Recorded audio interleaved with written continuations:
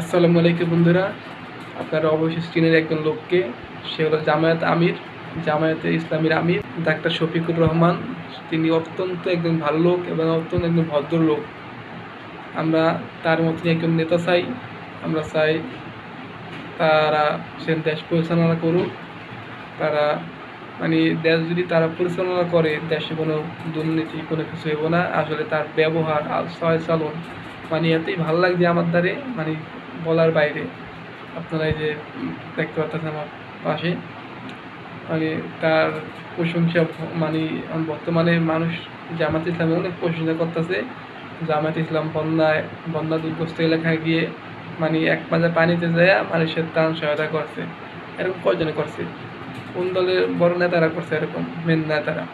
জামাত ইসলামের একজন প্রধান নেতা আমির, সে দেখেন না মানুষের প্রতি কত টান, কত ভালোবাসা। এবং তার যে এক হাসপাতাল আছে, তার এই হাসপাতালে হিন্দু খ্রিস্টান পর্যন্ত তার হাসপাতালে কাজ করে। তার বোঝেন, তার ভিতরে কোনো মতভেদ নাই, কোনো বৈষম্য নাই, কোনো নাই। সে একজন সাদা মনের মানুষ, সে একজন সৎ মানুষ। সে একটা বক্তব্যে বলছিল যে তার চুল দাঁড়িয়ে পাইকে গেছে, কি হয়েছে, সে এখনো বুড়া হয়নি, সে এখনো জোয়ান আছে। আসলে আল্লাহ তালা তাকে এরকম জীবনটা হোক, এরকম স্ট্রংটা হোক, সে আরও 70 বছর বাচ্চা থাকে, এটাই দোয়া করি আল্লাহর কাছে।